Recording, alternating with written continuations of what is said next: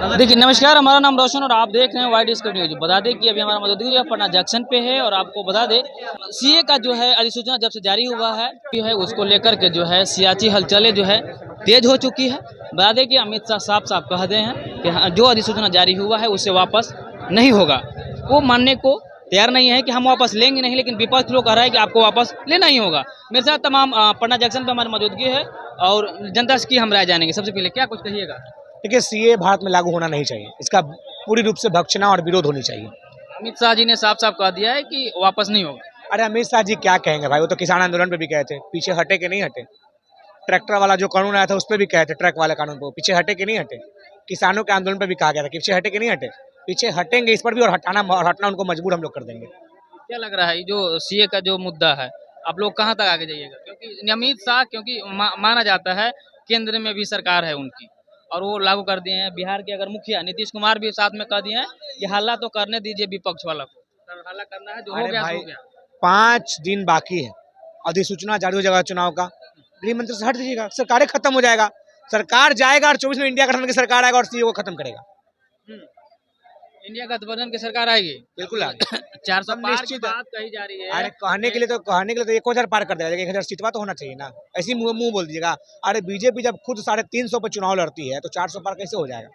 फिर कहते हैं फिर प्रधानमंत्री के हम 370 पार करेंगे जब सवाल हुआ तो भाई जब चुनाव लड़ते हैं 350 सीट पे तो 370 कहाँ से लाइएगा? जनता को मूर्ख बना रहे हैं। देश के प्रधानमंत्री ने कहा है जोड़ जाड़ के हिसाब किताब तो बैठाए होंगे ना, गणित बैठाए होंगे तब 400 पार बोल रहे अरे तो हैं। वही तो हम बोले, पहले रिलीज तो कर दिए कि भाजपा कितने सीट पर चुनाव लड़ेगी। भाजपा अकेले गठबंधन को छोड़ ही दीजिए, वो कितने सीट पर उसका कैंडिडेट कितने सीट पर होगा? भाजपा मात्र 350 सीट पर ही चुनाव लड़ती है। पिछले चुनाव को देखा जाए तो जब 350 पर लड़ते हैं तो 370 जीतिएगा कैसे? बीच को किराया पर लाइएगा और 350 खड़ा कर 350 जीतिए जाएगा आपका? बड़ा होशियार आप ही हैं, जनता को मूर्ख समझे हैं। इंडिया का क्या गणित है? इंडिया गठबंधन मिलजुल कर सरकार बनाएगी, पूर्ण बहुमत का सरकार होगा, जो 5 साल सरकार चलेगी और जो न्याय गारंटी योजना का हो रहा शुरुआत वो सब लागू हो किया जाएगा। प्रधानमंत्री कौन रहेंगे इंडिया? देखिए, जनता हम है और जनता का काम अगर संविधान को देखिएगा, संविधान कहता है जनता को एमपी चुनने का अधिकार है, प्रधानमंत्री चुनने का अधिकार नहीं है। तो हम संविधान मानने वाले लोग हैं। संविधान की पन्ना को दिल्ली के सड़कों पर थोड़ी हम लोग फाड़ के जलाए थे, वो तो भाजपा के लोग जलाया था। तो संविधान कहता है कि आप एमपी चुनिए। अब एमपी को अधिकार है कि प्रधानमंत्री किसको चुनता है, हम टेंशन लिया। संविधान नहीं मानते और संविधान मानते तो दिल्ली के सड़कों पर यही भाजपा के नेता संविधान की पन्नों को फाड़ कर जलाए थे। तो कहाँ मान रहे भाई?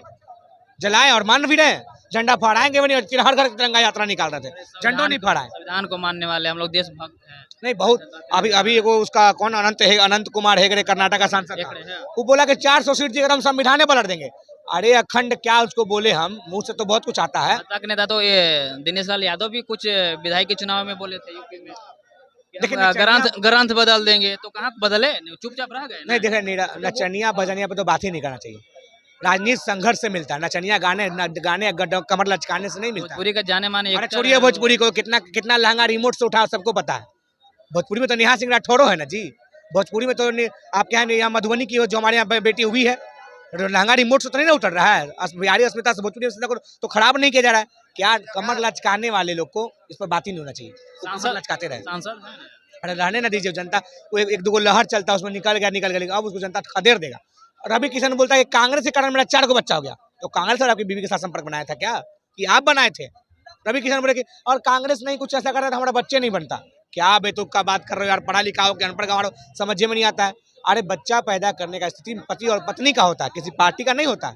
तो रवि किशन जी सोच समझ के बोलिए, यहाँ कमर नहीं लचकाना है, डार नहीं हिलाना है। नेता लोग सोच समझ के बोलते कहाँ है? इसलिए तो इस बार उनका विदाई तय है, विदाई एकदम निश्चित। दिनेश लाल यादव के बारे में यह भी कहा जा रहा है कि अहीर रेजिमेंट की मांग करने के वो आए थे सत्ता में और अब जो है अहीर रेजिमेंट के जो है बात नहीं कह रहे हैं। तो क्या लग रहा है इस बार जो है फिर मांग से उठाएंगे जनता? क्योंकि वहाँ पे जनता देखिए जब वीडियो में जारी किया हुआ इसीलिए। देखिए जब गोरखा रेजिमेंट है, सिख रेजिमेंट है, तो अहीर रेजिमेंट भी होना चाहिए और हम इसका पूर्णतः समर्थन करते हैं। अहीर रेजिमेंट होना चाहिए और दिनेश लाल यादव जी का भी हम समर्थन करते हैं। इस बात पर समर्थन करते हैं कि उन्होंने सदन में कहा था कि अहीर रेजिमेंट होना चाहिए। अब वो क्यों नहीं कह रहे हैं, किसके दबाव में नहीं करे, तो दिनेश लाल यादव भी बताएंगे। लेकिन पहली बार उन्होंने कहा था अहीर रेजिमेंट होनी चाहिए और होनी भी चाहिए।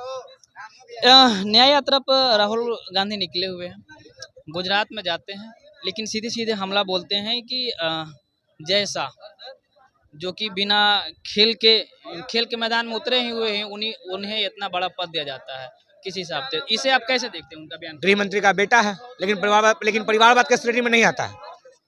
और हमारा बेटा होता तो नहीं बनता, लेकिन गृह मंत्री का बेटा है तो बन गया। ये परिवारवाद के श्रेणी में नहीं था। कल ही बीजेपी 74 उम्मीदवारों को लिस्ट जारी किया है, उसमें 17 को ऐसा है जो परिवारवादी है। पंकजा मुंडे, अनुराग ठाकुर, पीयूष कुमार धूमल, सभी लोग परिवारवादी है। इस पर कोई उंगली नहीं उठेगा। आप जहां खड़ा है वहां का विधायक परिवारवादी है, इस पर कोई उंगली नहीं उठेगा। सम्राट चौधरी परिवारवादी, इस पर कोई कुछ नहीं बोलेगा। मोदी जी बगल में बैठाएंगे लेकिन कुछ नहीं बोलेंगे। और आप कीजिएगा, परिवारवाद ने देश को बर्बाद कर दिया। भाई आप भी तो परिवारवादी को अध्यक्ष बनाए हैं, आप भी तो बोतले को बीसीसीआई का सचिव बना दिए। मेरिट अमित शाह का बेटा होना, और कोई मेरिट नहीं है उनके पास। चलिए एक और इश्तियाक भाई, क्या कोई कहेगा? राहुल गांधी जो गुजरात में जाते हैं, एक नया यात्रा निकाले हुए हैं, उस यात्रा में के दौरान जो है गुजरात में ही जाकर के कहते हैं कि अगर जैसा बिना खेल के मैदान में उतरे हुए हैं, बिना खेल का अनुभव लिए हुए हैं, उतना बड़ी पद मिल जाता है। आखिर क्यों? इसका जवाब आप एक जनता के तौर पर कैसे देखते हैं? वह पत्रकार बाबू आग कीजिए तो राजलीला, और हम करें तो कैरेक्टर ढीला। आए हम जब परिवारवाद में परिवार को अपने ही करते हैं तो परिवारवाद हो गया, और आप कीजिएगा तो राजलाल हो गया। है जैसे आपको बैट पकड़ने नहीं आता है, बॉलिंग करने नहीं आता है, आप बीसीसी का अध्यक्ष बना के रखे हुए हैं, ये परिवारवाद नहीं है। ये परिवार, ये जो हमारा डिप्टी सीएम जो बने हुए हैं, क्या नाम है उनका? सम्राट चौधरी। उनके पिताजी क्या थे? हाँ, बिहार वाले। उनके पिता क्या थे? चौधरी। ये क्या है? सम्राट चौधरी क्या है अभी? वहाँ परिवारवाद वहाँ नहीं है वहाँ। हाँ, तो वहाँ परिवारवाद नहीं है। ठीक है, तो देखिए, परिवारवाद कहने का मतलब है कि हमको अब वो सब जुमला नहीं चाहिए। ठीक है, हमको चाहिए शिक्षा पर बात करना है, कोई बात नहीं करेगा। यहाँ पर मुद्दा जो जब से जो बीजेपी की सरकार बनी है 2014 से, जो नफरत का बीज बोया गया है, जो 2024 में फसल बन के तैयार हो चुका है। ठीक है, वो बीज किस चीज़ का बोया गया था पता है आपको? वो बीज था हिंदू मुस्लिम का, वो बीज था मंदिर मस्जिद का, वो बीज था हिंदुस्तान पाकिस्तान का, वो बीज था बेरोजगारी का, वो बीज था क्या कहते हैं आपको, शिक्षा का। ये सब शिक्षा तो ऐसी हो गई है भाई। हम मीडियम क्लास से आते हैं, ना हाई फाई है ना लोअर है, हम मीडियम है। हम अपने बच्चे को पढ़ाने में जिस तरह का एजुकेशन पर, शिक्षा पर, रबड़ खरीदो तो टैक्स, पेंसिल खरीदो तो टैक्स, किताब खरीदो तो टैक्स, हर चीज़ पर टैक्स लगा हुआ है। हम कैसे अपने बच्चे को पढ़ाएं? हैं, बच्चे को ज़्यादा पढ़ाने के वजह हम बोलते हैं कि भाई अब तुम काम सीखो, वरना तो कोई फायदा नहीं है। हम तो ये कहेंगे कि इतना एजुकेशन